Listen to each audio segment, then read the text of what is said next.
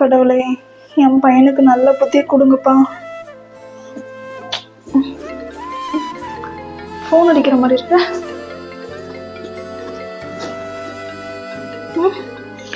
அண்ணி கால் பண்றாங்க. ஹலோ அண்ணி, சொல்லுங்க அண்ணி. தம்பி அண்ணி 3 நாளா எங்க போனானே தெரியல. நீ இன்னும் வீட்டுக்கு வரல. ஏன் என்னாச்சு அண்ணி?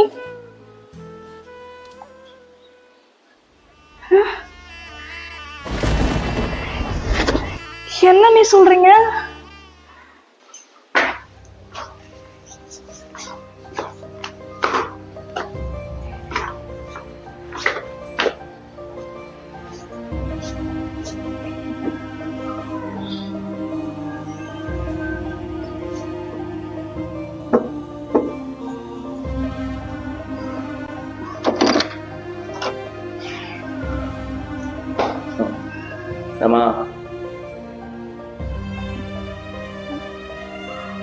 பாப்பா, 2-3 எங்க போயிருந்த?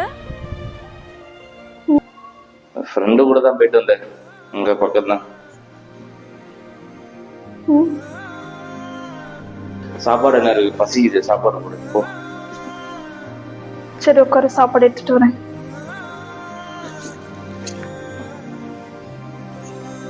சீக்கிரம் சாப்பாடு எடுத்துருவோமா?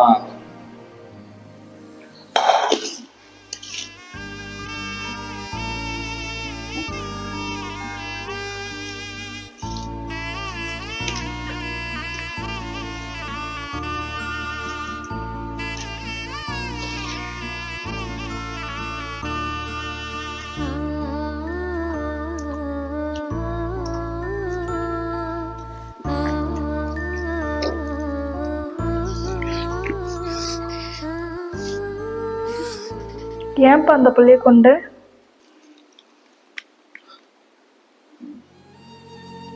எந்த பிள்ளையா? எந்த பொண்ணா? அப்படி எத்தனை பொண்ணை சாகடிச்ச?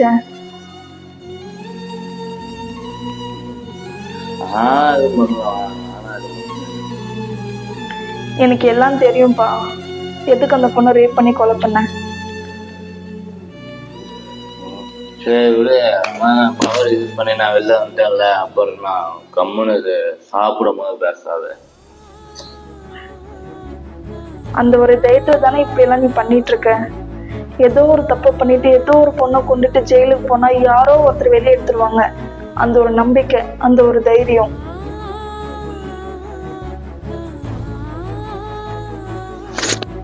உன்ன மாதிரி ஒரு பையனை பெற்றதுக்கு நான் ரொம்ப அசிங்கப்படுறேன். இத்தனை நாள் நீ குடிச்சிட்டு ஊதாரித்தனமா வேலைக்கு போகாம ஊர் சுத்திட்டு இருக்கும் போது கூட நான் அசிங்கப்படலடா. இன்னைக்கு ஒரு பொண்ணை எப்படா இப்படி பண்ணணும்னு தோணுச்சு?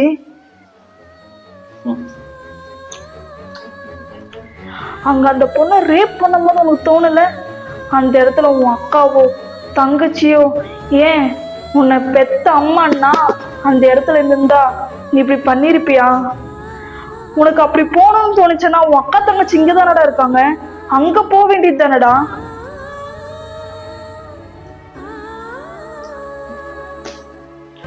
இப்படி யாரோ ஒரு பொண்ணோட வாழ்க்கைய அழிச்சு இப்படி கேவலமான கொடூரமா இருக்கியடா.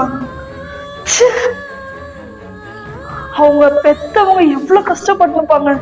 அந்த பொண்ணை தவம் இருந்து கூட பெத்திருந்துக்கலாம். ஏன் அவங்க கஷ்டத்தை அவங்க வாழ்க்கைய மாத்த போறது அந்த பெண்ணா கூட இருக்கலாம். நீ இப்படி பண்ணுவன்னு நான் கொஞ்சம் கூட எதிர்பார்க்கல.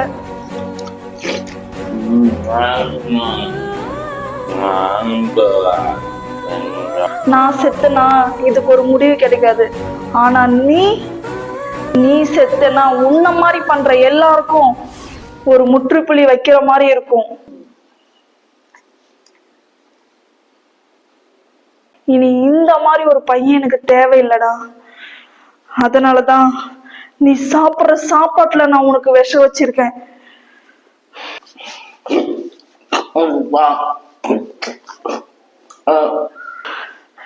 இப்படிதானடா அந்த பொண்ணும் துடிச்சிருப்பா.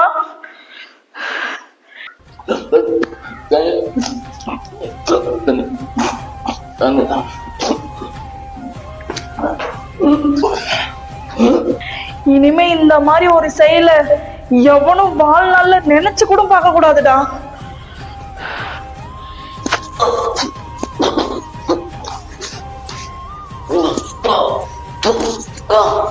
இந்த மாதிரி பண்ற எல்லா ஆண்களுக்கும் இது ஒரு பாடமா இருக்கட்டும்.